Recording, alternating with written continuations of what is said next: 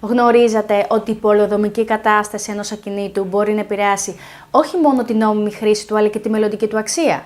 Για να προστατευτείτε από μια τέτοια ζημιογόνα αγορά ενός ακινήτου, θα πρέπει να διερευνηθούν τα κάτωθι.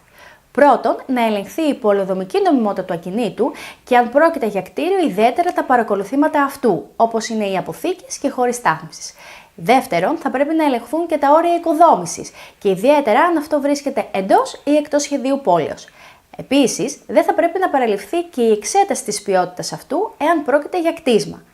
Τέλος, είναι πολύ σημαντική και η αίτηση για έλεγχο από την αρχαιολογική υπηρεσία, αποκλείοντας λοιπόν με αυτόν τον τρόπο να υπάρχουν εκεί αρχαία ευρήματα.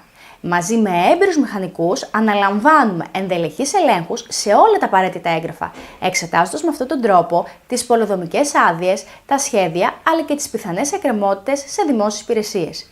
Με αυτόν τον τρόπο διασφαλίζουμε ότι το ακίνητο είναι καθόλου νόμιμο, ώστε να αποφύγουμε απρόοπτα πολεοδομικά ζητήματα που θα μπορούσαν να σας κοστίσουν τόσο χρόνο όσο και χρήμα.